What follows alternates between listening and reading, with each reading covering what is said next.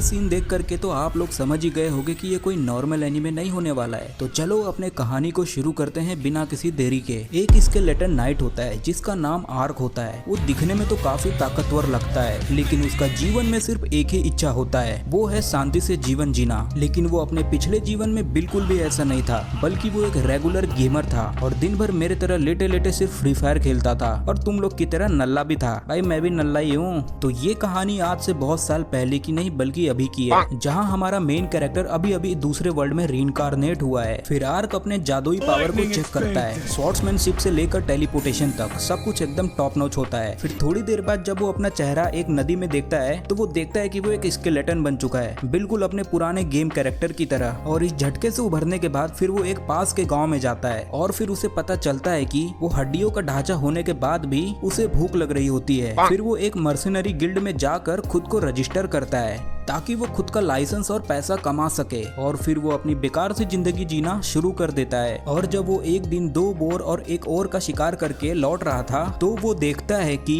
कुछ बैंडिट्स 2 लड़कियों का इज्जत लूट रहे होते हैं और उनका सारा सामान जब्त करके उनके सैनिकों को भी मार देते हैं। वो बैंडिट्स उनके गार्ड्स को मार करके उन लड़कियों का इज्जत लूटने का कोशिश करते हैं, लेकिन तभी वहाँ पर आर्क आ जाता है और उन बैंडिट्स के बॉस के पीछे आ जाता है और उसे एक ही स्लाइस में कट कर देता है। और वो देख करके बाकी के चोर डर जाते हैं और वहां से भागने लगते हैं। तभी आर्क एक लॉन्ग रेंज अटैक का यूज करता है और उस अटैक का नाम होता है वाइब्रेंट स्लैश और उन चोरों को एक ही स्लाइस में खत्म कर देता है और उन्हें नर्क के द्वार में पहुंचा देता है। इतना ज्यादा खतरनाक पावर्स होने के बावजूद आर्क नहीं चाहता है कि उसके पावर्स के बारे में कोई भी जाने, क्योंकि ये सच्चाई अगर किसी को मालूम पड़ गई तो आर्क मुसीबत में पड़ सकता है। वो अपने आप को लो रैंक का बता करके और अपना क्वेस्ट लड़कियों का गार्ड बनने का एक्सेप्ट कर लेता है। और जब वो लड़की के घर के बाहर पहुंचता है तो वो लड़की उसे देखकर डर जाती है। वो सोचती है कि थैनोस का बेटा यहाँ कहाँ से आ गया। फिर वो लड़की के साथ जंगल में जा करके मेडिकल हर्ब्स इकट्ठा करने लगता है। तभी आर्क नोटिस करता है कि झाड़ियों के पीछे कुछ हिल रहा है और जैसे ही वो झाड़ियों के पीछे देखता है तो वहाँ पर एक छोटा सा 9 टेल फॉक्स होता है जो कि देखने में काफी ज्यादा गुस्से में लग रहा होता है। पर आर्क उसे अपने हाथ में पकड़ करके उसके जख्म को हील करने लगता है, जो देख करके 9 टेल डिसाइड करता है कि वो आर्क के साथ ही रहेगा। पापा मैं आपके साथ ही रहूंगा, आप मेरा ध्यान रखना। फिर आर्क उस 9 टेल का नाम कुरामा रख देता है। साले कुरामा तो मेरा नाम है, मैं आ जाऊं क्या अपने पर? अरे कुरामा भाई माफ करना। आर्क इस 9 टेल का नाम टोटो रखता है। इसके बाद जंगल के वो सबसे भयानक हिस्से में पहुंच जाते हैं और वो एक पहाड़ के चोटी से एक single blow white cherry blossom को देखते हैं। लड़की चाहती थी कि आर्क उसके फ्लावर्स को कलेक्ट करे, लेकिन जैसे ही वो लड़की पहाड़ से उतर करके उस चेरी ब्लॉसम ट्री के पास पहुंचती है तो आर्क और टोटो नोटिस करते हैं कि वहाँ पर एक बहुत बड़ा मॉन्स्टर आ रहा है और वो मॉन्स्टर एकदम मेंढक का चाचा लग रहा होता है। फिर वो अपने सामने अपने शिकार को पाता है और उस लड़की को अपने पंजों से कुचलने जाता है, पर आर्क अपने स्किल का यूज करके उस लड़की को बचा लेता है। फिर वो मेंढक अपने पॉइजनस गैस का यूज करता है, लेकिन आर्क फिर से टेलीपोर्ट हो जाता है। फिर आर्क उस मेंढक को लड़ते हुए देखकर समझ जाता है कि इस मेंढक से क्लोज कॉम्बैट में ही लड़ना फायदेमंद होगा। फिर वो मेंढक आर्क पर हमला करता रहता है, लेकिन आर्क उसके पंजों को ब्लॉक कर देता है। फिर वो मेंढक अपने लंबे जुबान का इस्तेमाल करता है और ये देखकर आर्क सोचता है कि ये तो अपने गर्लफ्रेंड को बहुत ज्यादा खुश रखता होगा। आर्क अपने टेलीपोर्टेशन पावर का यूज करके उस मेंढक के हर अटैक को डॉज करता रहता है और ये देखकर वो मेंढक परेशान हो जाता है। फिर वो अपने सबसे खतरनाक अटैक का यूज करता है और उस अटैक का नाम होता है सोनिक वेव, जिससे कि आसपास के जानवर इसके चपेट में आ करके पत्थर में बदल जाते हैं। फिर आर्क अपने होली शील्ड का यूज करता है जो कि किसी भी हमले को हमेशा के लिए खत्म कर देता है, जिसके बाद वो मेंढक और भी ज्यादा गुस्सा हो जाता है और आर्क पर लगातार हमला करते रहता है। लेकिन आर्क इस लड़ाई को जल्दी से जल्दी खत्म करना चाहता था और इस बैटल को खत्म करने के लिए आर्क अपने सबसे ताकतवर स्किल का यूज करता है जिसका नाम होता है जजमेंट और उस मेंढक के चड्डी के नीचे एक मैजिकल सर्कल क्रिएट कर देता है, जिसके बाद वो मैजिकल सर्कल में से एक जायंट लाइटनिंग स्वॉर्ड को समन करता है और ये अटैक बहुत ज्यादा पावरफुल था और वो इस मेंढक को एक ही बार में हरा देता है। और ये देख करके वो लड़की बहुत ज्यादा खुश हो जाती है और वो लड़की चाहती है कि वो इसके इस जीत को टाउन में सेलिब्रेट करे, पर आर्क नहीं चाहता कि उसके बारे में किसी को भी कुछ पता चले, तो वो उसके सीक्रेट को बताने के लिए मना करता है। फिर वो उस मेंढक के पैर में एक रेड और ब्लैक कलर की रिंग को नोटिस करता है जो कि उस मेंढक के मरते ही वो गायब हो जाता है, जिसके बाद वो लोग विलेज में वापस लौट जाते हैं। फिर आर्क देखता है कि वहाँ पर एक बहुत बड़ा बोर है। फिर वो सोचता है कि क्यों न इस गांव को एक टेस्टी मील खिलाया जाए। वो उस बोर को मार करके उस विलेज में लेकर जाता है और वो उन गांव वालों को कहता है कि इस बोर के स्किन को इस लड़की को दे दिया जाए और उसका मीट तुम लोग रख सकते हो। और ये सुन करके सारे गांव वाले बहुत ज्यादा खुश हो जाते हैं। उनके लिए इस जाइंट बोर को हराना किसी हीरो से कम नहीं था। फिर शाम को जैसे ही वो गांव को छोड़ के जाने लगता है, उस लड़की की छोटी बहन आर्क को एक फूल से बना माला पहना देती है। और जब आर्क उस विलेज को छोड़ करके अपने रूम में पहुंचता है तो वो अपने रिवॉर्ड को देखता है, तो वो रियलाइज करता है कि अपने इस सच्चाई को छुपाने के अलावा इस दुनिया में बहुत सी चीजें हैं जिस पे कि उसे ध्यान देना चाहिए। आर्क के पहले लाइफ चेंजिंग क्वेस्ट के बाद वो डिसाइड करता है कि वो कुछ लुटेरों को पकड़ेगा और वो चोरों और किडनैपर के अड्डे में ही जा करके उन चोरों को ढूंढने लगता है। और उन सभी चोरों को मारने के बाद वो उनके सारे ट्रेजर भी रख लेता है। उसके सामने एक खुला पिंजरा था और उस पिंजरे के सामने 2 खाली प्लेट रखा हुआ था। उसे ऐसा देखकर लगता है कि यहाँ पर कोई तो था इस पिंजरे के अंदर। और जैसे ही आर्क उस ट्रेजर को ले करके उस गुफे से बाहर आता है, तभी एक हुड वाली लड़की उसके ऊपर एक सरप्राइज अटैक कर देती है। वो सोचता है कि कहीं वो इन चोरों में से तो नहीं है, लेकिन आर्क नोटिस करता है कि वो स्वॉर्ड्समैनशिप में काफी ज्यादा अच्छी है और वो तलवारबाजी में उसी की तरह इतनी तेज थी। और उस पर अटैक करते समय जैसे उस लड़की की हुडी उतरती है तो आर्क उसके कानों को देखकर समझ जाता है कि ये तो वही लड़की है जिसे उसने कुछ दिन पहले देखा हुआ था। इस लड़की का नाम एरियन होता है, जो कि एक एल्फ वॉरियर है, जो कि अपने लोगों और सभी चिल्ड्रंस को बचाने की कोशिश कर रही है उन लालची चोरों से जिन्होंने एल्फ को किडनैप कर लिया था। और वो सोचती है कि आर्क भी इन्हीं सब में से एक है। आर्क उसे समझाने की कोशिश करता है, लेकिन वो लड़की उसकी बात सुनी नहीं रही होती है। और जैसे ही वो आर्क के कंधे पे टोटो को देखती है, वो अपने गुस्से को छोड़ती है और आर्क से पूछती है कि तुम जैसे चोरों के पास ये स्पिरिट क्रिएचर क्या कर रहा है। आर्क सोचता है कि शायद उसको मेरा टोटो पसंद आया है। फिर वो एल्फ वाली लड़की उसे बताती है कि जो ये तुम्हारे कंधे पर ये क्रिएचर है, ये एक्चुअली में एक स्पिरिट क्रिएचर है, जो कि ये बहुत ज्यादा गुस्से वाले होते हैं और गंदे लोग को बिल्कुल भी पसंद नहीं करते हैं। अगर ये नाइनटेल तुम्हें पसंद कर रहा है, इसका मतलब है कि तुम अच्छे इंसान हो। और ये देख करके एरियन उससे माफी मांगती है और उसे बताती है कि बहुत सारे गुंडे लोग ने हमारे गांव के एल्फ्स को किडनैप करके बंदी बना लिया है। और आर्क ये सब बातें सुन करके समझ जाता है कि गुफा में वो पिंजरे किसके लिए थे। फिर एरियन उस गुफा को चेक करने के लिए आगे बढ़ती है। तभी आर्क उसे बताता है कि वो गुफा पूरी तरह से खाली है, उधर जितने भी लोग थे सब लोग वहाँ से भाग चुके हैं। आर्क उस लड़की का हेल्प करने के लिए ऑफर देता है, लेकिन वो लड़की मना कर देती है और बोलती है अपने बिजनेस से काम रखो। और बिना एक दूसरे के नाम जाने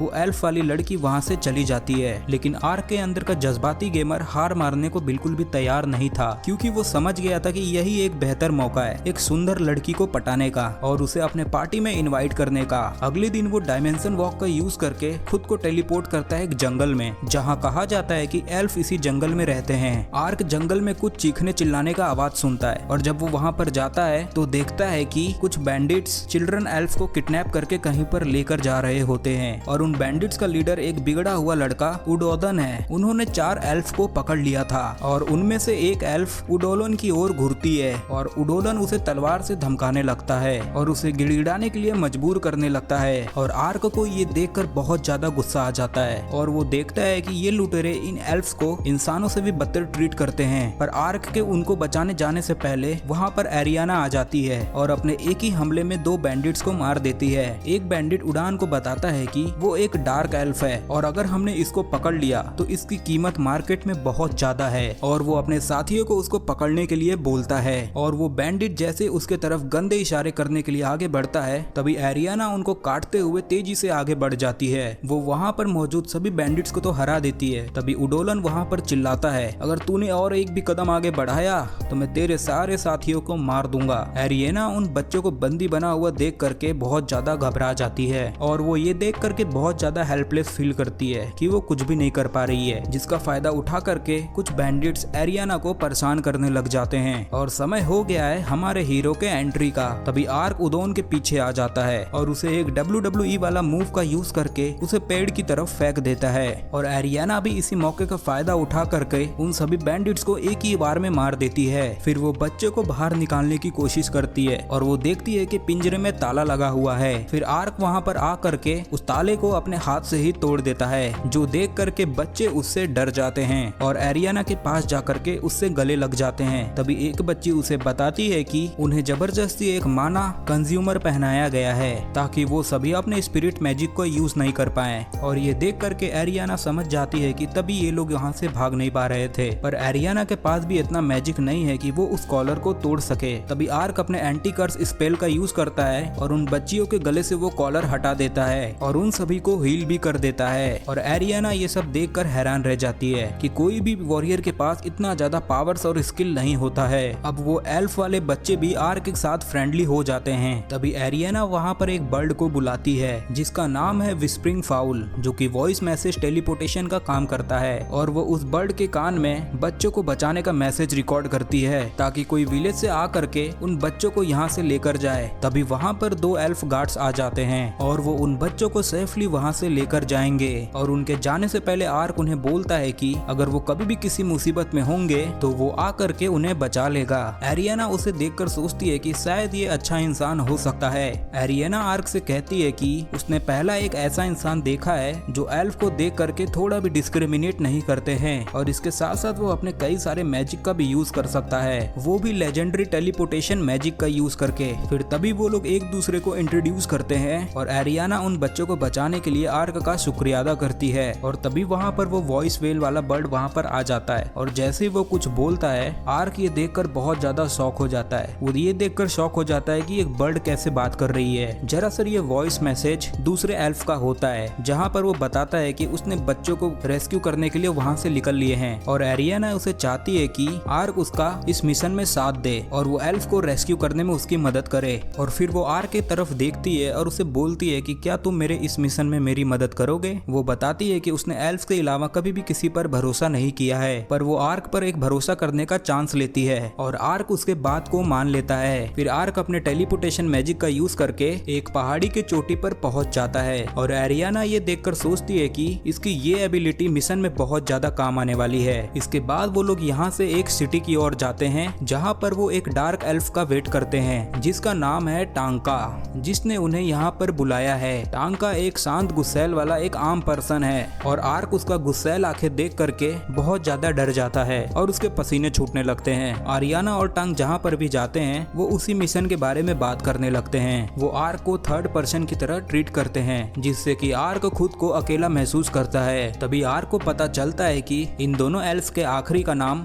मैपल है जो कि उन्होंने अपने शहर के नाम पर रखा हुआ है। तभी एरियाना आर्क को कुछ खाने के लिए बोलती है लेकिन आर्क खाने के लिए मना कर देता है क्योंकि अगर वो उन्हें अपना चेहरा दिखा देगा तो सभी लोग उससे डर जाएंगे। लेकिन डान का आर्क से बात नहीं कर रहा होता है और सिर्फ अपना चुपचाप खाना खा रहा होता है और वो आर्क के टोटो को देखकर उस पे थोड़ा भरोसा करने लगता है। फिर वो बताता है कि उसने चिल्ड्रन के लोकेशन का पता लगा लिया है और वो उन्हें आज ही रात रेस्क्यू करेंगे और उन्हें इस ऑपरेशन के लिए आज के रात का वेट करना होगा। आर्क कहता है कि वो अपना पूरा काम करके रात तक आ जाएगा और उसे जो केव में पैसे मिले हुए थे उससे जा करके वो मार्केट में शॉपिंग करता है और वो एल्फ्स को ज्वाइन करने से पहले वो कुछ खाने का डिसाइड करता है। वो अपने मनपसंद खाने के चीजों को खरीदता है और एक सड़क किनारे बैठ करके अपना खाना एंजॉय करता है। इसके बाद वो तीनों रात में उस लोकेशन पर पहुंच जाते हैं लेकिन उन्होंने ये नोटिस नहीं किया है कि उन्हें एक निंजा बहुत ज्यादा देरी से फॉलो कर रहा है और वो वहाँ पर उस गेट के पास कुछ गार्ड्स को पाते हैं। एरियाना आर्क से बोलती है कि वो अपना टेलीपोर्टेशन मैजिक का यूज करके उसे इस विंडो के पास टेलीपोर्ट करे और आर्क अपने डायमेंशन वॉक का यूज करके उन्हें वहाँ पर लेकर जाता है। एरियाना कहती है कि वो खिड़की से जा करके देखेगी। वो उस टाइट स्पेस से जाने की कोशिश करती है लेकिन कभी कभी थोड़ा मोटा होना थोड़ा डिसएडवांटेज भी हो सकता है, पर उसके हिप्स उस खिड़की के पार नहीं जाते हैं और वो अपने हिप्स को थोड़ा टेढ़ा करके अंदर जाने की कोशिश करती है। तभी टैंका और आर्क डायमेंशन वॉक का यूज करके अंदर टेलीपोर्ट हो जाते हैं और वो एरियाना को इस हालत में पाते हैं जिससे कि वो बहुत ज्यादा एम्बेरस हो जाती है और वो सभी लोग बहुत शांति से नीचे जाते हैं और दरवाजा खोलकर देखते हैं कि वहाँ पर बहुत सारे लोग मरे पड़े हैं जिनको किसी ने हाल ही में मारा है। जरूर वो इस बिल्डिंग के अंदर अभी भी मौजूद होगा जिन्होंने इन्हें मारा है, हमें जल्दी से उन्हें ढूंढना होगा। वो डिसाइड करते हैं कि हम लोग सभी लोग अलग होकर एल्फ्स को ढूंढेंगे। आर्क डायमेंशन वॉक का यूज करके इधर उधर जाता है और एक दरवाजे के की होल से देख करके अंदर टेलीपोर्ट होता है और उस रूम में देखता है कि वहाँ पर और भी लोग मरे हुए हैं। तभी उसके ऊपर कोई कुनाई से हमला कर देता है लेकिन आर्क उसे अपने हाथों से ही तोड़ देता है। तभी वहाँ पर एक छोटी सी निंजा आ करके आर्क पर लगातार फायर करती रहती है और आर्क किसी तरह उसके सारे अटैक को डॉच कर देता है।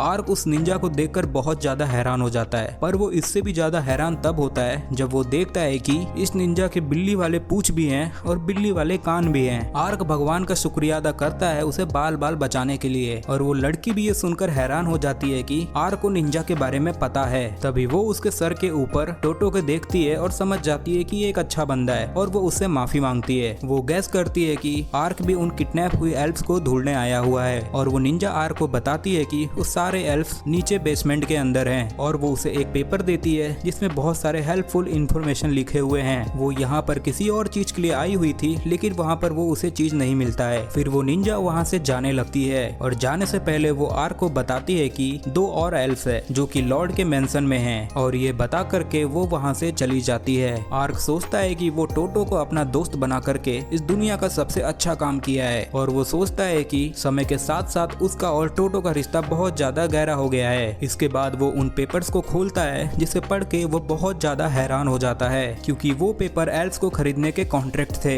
फिर वो ये कॉन्ट्रैक्ट्स अपने साथियों को दिखाता है, और ये कॉन्ट्रैक्ट्स पढ़ के वो लोग भी बहुत ज्यादा हैरान थे, और उन्हें पता लगता है कि लॉर्ड डियांटो जो कि इस एरिया का रूलर है वही इस किडनैपिंग गैंग को लीड कर रहा है। आर्क उन्हें वो सब बताता है जो कि निंजा कैट ने इसको बताया था, लेकिन वो उसके आइडेंटिटी को हाइड करके उसका सारा क्रेडिट खुद ले लेता है। फिर वो लोग नीचे बेसमेंट में जाने का सोचते हैं, तभी वहाँ पर कुछ लुटेरे वहाँ पर आ जाते हैं, और इनके पास अब कोई चॉइस नहीं है, अब इनको इन लुटेरों से लड़ना होगा। एरियन अपने स्पेशल मूव का यूज करती है जिसका नाम है फायर ब्लेड। वो अपने एक ही अटैक से उन बैंडिट्स को कोयले में बदल देती है, जिसके बाद वो सभी बेसमेंट की ओर जाते हैं, जहाँ पर ये मासूम एल्फ बच्चियां बहुत ज्यादा डरी हुई थी। वो यहाँ के लड़ाई के बाहर के शोर शराबे को देखकर और भी ज्यादा डर जाती हैं। आर्क और उसके साथी अंदर आ जाते हैं। आर्क उस प्रिजन गेट को अपने हाथों से ही मोड़ देता है, जिसके बाद वो सभी को टेलीपोर्ट करके एक दूसरे पहाड़ी में लेकर जाता है। जिसके बाद आर्क माना ईटर कॉलर को उन एल्फ लड़कियों के गले से रिमूव कर देता है, जिससे कि वो एल्फ वाली लड़कियां इमोशनल होकर आर्क का शुक्रिया अदा करने लगती हैं। अब डैंका भी आर्क पर ट्रस्ट करने लगा है। अब वो बाकी 2 गर्ल्स को रेस्क्यू करने का ऑपरेशन उन दोनों पर छोड़कर बाकी गर्ल्स को विलेज लेकर जाने का डिसाइड करता है। इस पहाड़ी का यूज करके वो लॉर्ड के मेंशन को देख सकते थे। फिर आर्क अपना टेलीपोर्टेशन मैजिक का यूज करके खुद को और एरियन को वहाँ पर लेकर जाता है। एरियन उसको सबसे टॉप वाले फ्लोर पर लेकर जाने को बोलती है, क्योंकि वहीं पर राजा का कमरा है। लेकिन जैसे ही वो वहाँ पर पहुँचते हैं, उनको कुछ गार्ड सरेंडर करने को बोलते हैं। तभी उनको कुछ गार्ड्स देख लेते हैं और सरेंडर करने को बोलते हैं। आर्क अपने वाइब्रेंट स्लैश का यूज करता है और उस घंटी को ही तोड़ देता है, जिससे कि बहुत ज्यादा शोर हो जाता है और सभी बाकी सिपाहियों को भी उनके आने का खबर लग जाता है। गार्ड्स ये आवाज सुनकर बहुत ज्यादा घबरा जाते हैं और आर्क और एरियाना को ढूंढने लगते हैं, पर आर्क बिल्कुल धूम के ऋतिक रोशन की तरह बनकर स्टैचू बनकर छुप जाता है, और ये गार्ड्स इसको ढूंढ नहीं पाते। ये सारे सोल्जर्स तो डोरा द एक्सप्लोरर से भी ज्यादा अंधे हैं। तभी एक सर्वेंट लॉर्ड डियांटो के पास जाता है, जो कि उडोलोन का फादर है, जो कि उन एल्फ्स के साथ कुछ करने जा रहा होता है। तभी उसका सर्वेंट उसे बताता है कि 2 मॉन्स्टर इस मेंशन में घुस चुके हैं। वो सर्वेंट उसे ये बात बता ही रहा होता है, तभी उसके पीछे का वो दरवाजा टूट जाता है, जिसमें कि आर्क और एरियाना अंदर आते हैं। उडोलोन उनको देखकर बहुत ज्यादा डर जाता है और ओरोचिमारू बनकर यहाँ से भागने लगता है। साले, इसमें मुझे क्यों तोड़ा तूने? डियांटो एरियाना को देखकर बोलता है कि ये शायद इसलिए अंदर आई है ताकि वो मेरे साथ कुछ नोची नोची कर सके। एरियाना ये सुनकर उसके अखरोट पर लात मार देती है, जिससे कि राजा की रूह उसके शरीर से निकल जाती है। अब एरियन उन सभी एल्फ्स को बचा लेती है, और इस फ्री टाइम में आर्क उडोलोन को पकड़ लेता है, जो कि इतना डरा होता है और आर्क को देखकर ही निपट जाता है। लेकिन तभी आर्क के हाथ से वो दीवार टूट जाता है, जिसमें कि एक खुफिया कमरा मौजूद रहता है। वो एरियाना को भी उसमें एक नजर मारने को कहता है, लेकिन एरियाना को फुटबॉल खेलना बहुत ज्यादा पसंद होता है, तो इसलिए वो राजा के पिछवाड़े पर लात मार मार के पूरा पिछवाड़ा सुझा देती है। वो आर्क को ह्यूमन और एल्फ के शांति के कॉन्ट्रैक्ट के बारे में बताती है, और वो लॉर्ड डियांटो ही था जिसने उस कॉन्ट्रैक्ट को सबसे पहले तोड़ा था। इसलिए एरियाना उसे मार मार कर उसके अखरोटों को तोड़ देती है, जिसके बाद वो दोनों एल्फ लड़कियों को अपना गुस्सा इस लॉर्ड डियांटो के ऊपर निकालने को बोलती है। जिसके बाद वो दोनों कुछ ऐसा तोड़ देती हैं जो कि बताने लायक नहीं होता है। जिसके बाद कुछ सोल्जर्स अपने लॉर्ड को बचाने के लिए यहाँ पर आते हैं। तभी आर्क एरियन को उनको संभालने को कहता है ताकि वो उन हिडन रूम को चेक कर सके। वो अपने स्वॉर्ड्स फ्लेम का यूज करके सभी सोल्जर्स को हरा देती है और एल्फ गर्ल को यहाँ से भाग करके किसी सेफ जगह पर जाने को कहती है। फिर वो हिडन रूम में जाती है, जहाँ पर वो आर्क को उस सोने के बिस्किट को एक बोरिये में भरते हुए देखती है, पर इससे पहले कि वो उसे कुछ लेक्चर दे कि चोरी करनी बहुत बुरी बात है, आर्क के पास एक प्लान रेडी होता है। वो कहता है कि एक ऑर्गेनाइजेशन को बनाने के लिए काफी सारा पैसा लगेगा और अगर इंसानों ने वापस से किडनैपिंग गैंग को शुरू कर लिया तो वो इस किडनैपिंग गैंग को इतनी जल्दी शुरू नहीं कर पाएंगे जब उनके पास पैसा ही नहीं होगा। एरियन उसके बात पर भरोसा कर लेती है और उसका प्लान सुन के काफी ज्यादा हैरान हो जाती है। तभी एक धमाके की वजह से पूरा मेंसल हिलने लगता है और तभी आर्क और एरियन उस बिल्डिंग के डिस्ट्रॉय होने से पहले पैसा लेकर बाहर आ जाते हैं। तो आर्क का जो एरियन के साथ डील थी वो अब खत्म हो गई। फिर एरियाना उसे कुछ पैसे देती है पर वो सोचती है कि उसने जो ये खजाना चुराया है उसके सामने ये छोटा सा रिवॉर्ड कुछ भी नहीं है। पर एक ट्रू हसलर की तरह आर्क उन पैसे को बिना कुछ कहे ले लेता है जबकि उसके पास पूरा आरबीआई बैंक पड़ा हुआ है। फिर एरियाना उससे पूछती है अगर तुम्हारे पास कोई प्लान नहीं है और अगर तुम खाली हो तो मेरे साथ एल्फ्स की दुनिया में आ सकते हो। हमारे बहुत सारे एल्फ्स अभी भी इंसानों के द्वारा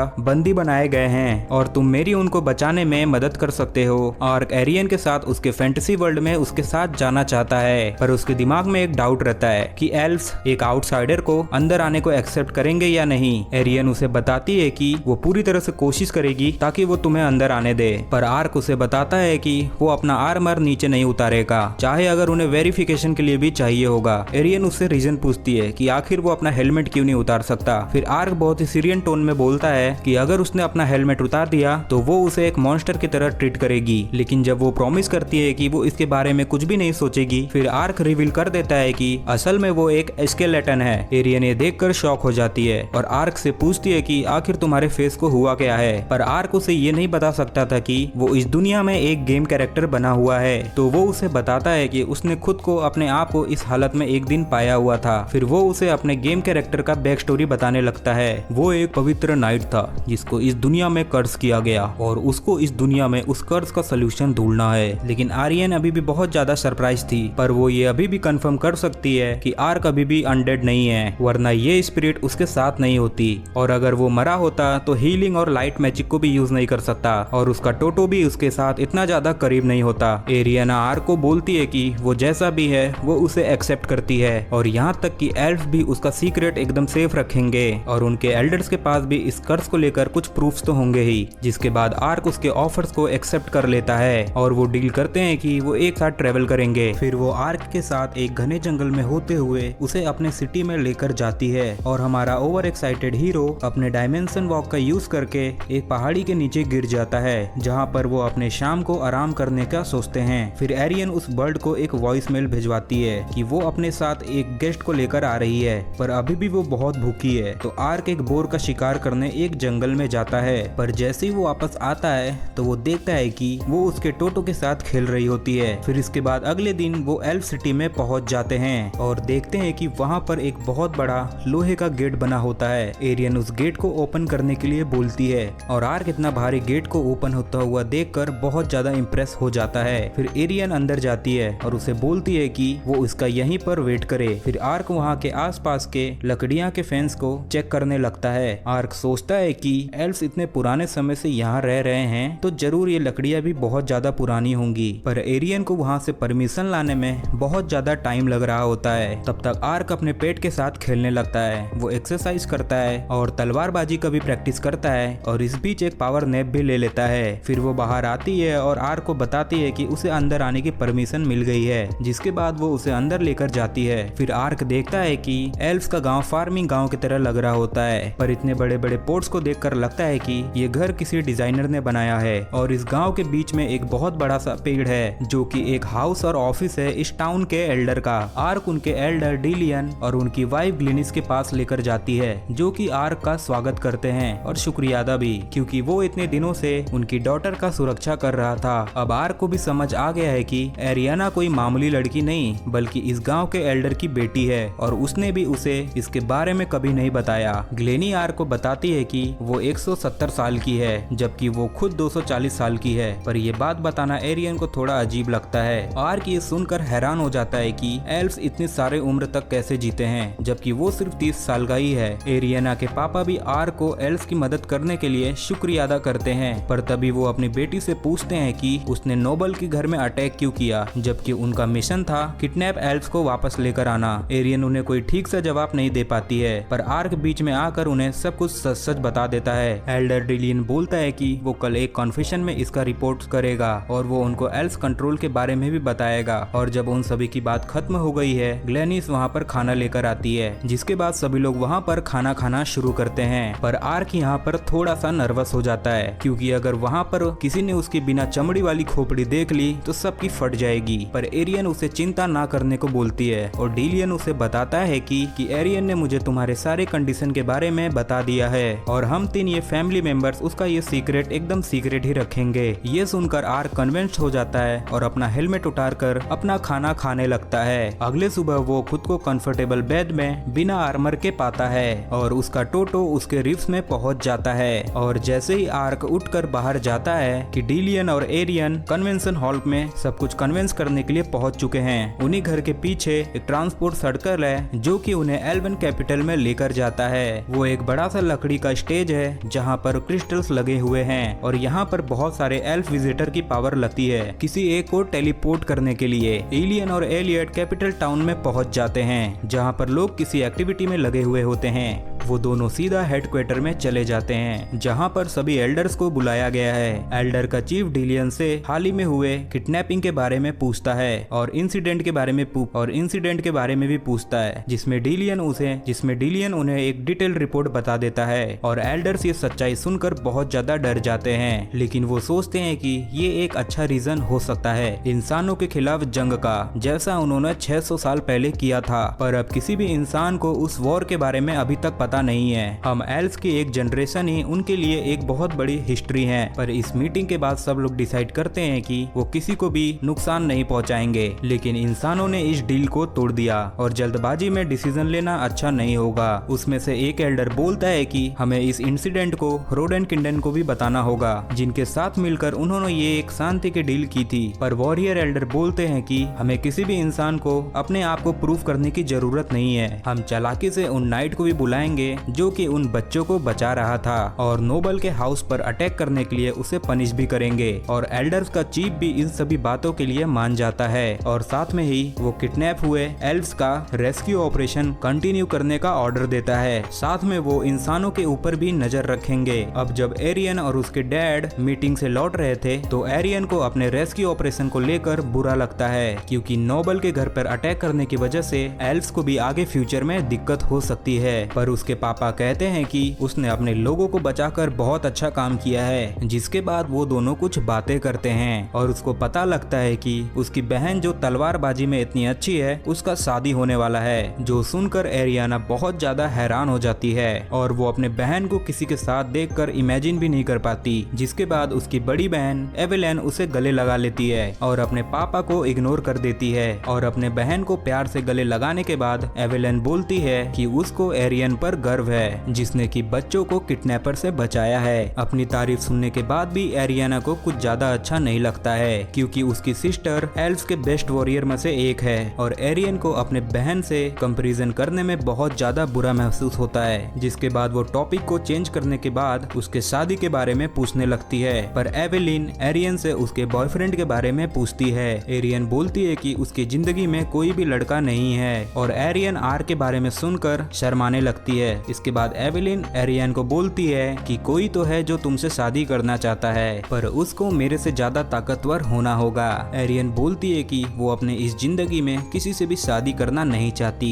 जो सुनकर एवेलिन हंसने लग जाती है। एरियन को लगता है कि आर्क उसके बड़ी बहन एवेलिन को बैटल में हरा नहीं पाएगा। और यहाँ पर आर्क दूसरी तरफ विलेज में घूमने के लिए जब बाहर निकलता है तो बहुत सारे लोग उसको देखकर खुश नहीं होते हैं और उसकी दोस्त वही लड़कियां होती है जिसने उनकी जान बचाई थी। जिसके बाद ग्लैनिस जो एरियाना की मम्मी है आर्क को एक फ्रेंडली बैटल के लिए चैलेंज करती है। वो दोनों एक दूसरे के साथ एक लकड़ियों की तलवार से लड़ेंगे। आर्क सोचता है क्या उसकी मम्मी मेरे साथ फाइट कर भी पाएंगी या नहीं। फिर वो आर्क को बताती हैं कि उन्होंने ही एरियन को तलवारबाजी सिखाई है और साथ में ही वो एक ब्लैक एल्फ भी थी जो कि वो काफी सारे फिजिकल एबिलिटी के साथ ब्लेस्ड थी और ताकतवर लोगों की स्किल्स को टेस्ट करना उनकी आदत है और वो देखना चाहती है कि उसकी बेटी का का साथ ही इतना ज्यादा ताकतवर है या नहीं कि उसकी बेटी को बचा सके। आर्क उस चैलेंज को एक्सेप्ट कर लेता है, जिसके तुरंत बाद ग्लैनी उसके ऊपर तेजी से हमला कर देती है। वो आर्क को अपने तेजी से अटैक से हैरान कर देती है, जिसके बाद तेजी से वो उसके पीछे जा करके उसे नीचे गिरा देती है। जैसे ही आर्क जमीन पर गिरता है, वो उस लकड़ी की तलवार को आर्क के मुंह के सामने रख देती है। वो कहती है कि उसकी स्पीड भी आज की जवान लड़कियों की तरह है और आर्क को कुछ टिप्स एंड ट्रिक्स भी बताती है, जिससे कि वो खुद को इम्प्रूव कर सके। जिसके बाद वो उसे राउंड 2 के लिए खड़ा होने को कहती है। आर्क बहुत ज्यादा एक्साइटेड हो जाता है कि वो किसी एक्सपर्ट से कॉम्बैट स्किल सीखेगा। ये मम्मी जो दिखने में काफी खूबसूरत और प्यारी प्यारी लगती है, वो आर्क को बैटल में 200 बार हरा देती है। जिसके बाद आर्क फिर से लड़ने के लिए खड़ा हो जाता है। जिसके बाद उसे मौका मिलता है वो अपने डायमेंशन वॉक का यूज करके उस प्याली प्याली मम्मी के ऊपर हमला करने का। अब जैसे ही आर्क उनके पीछे पहुंचता है, वो बिना किसी देरी के अपने क्विक मूवमेंट से आर्क को फिर से हरा देती है, जो देखकर आर्क एकदम परेशान हो जाता है। पर इतना ज्यादा ताकतवर होने के बावजूद भी वो एक मम्मी है और उन्हें आज रात के खाना बनाने की चिंता होने लगती है। पर वो बेचारे आर्क को वहीं पर जमीन पर छोड़कर चली जाती है। आर्क सोचता है कि ये स्टैट विस्टैट केडी वगैरह सब कुछ एकदम बेकार चीज है और असली बैटल का एक्सपीरियंस ही एकदम वैल्यूएबल है। तो दोस्तों, मैं इस वीडियो को यहीं पर एंड करता हूँ। होप करता हूँ आपको वीडियो पसंद आई होगी। मैं इसका दूसरा पार्ट बहुत ही जल्द लाने वाला हूँ और अगर आपको वीडियो 1% भी पसंद आई हो तो एक लाइक एंड सब्सक्राइब जरूर कर देना। इससे मुझे मोटिवेशन मिलती है आप लोगों के लिए बहुत अच्छा एनीमे एक्सप्लेन करने का। तो चलो मिलते हैं नेक्स्ट वीडियो में।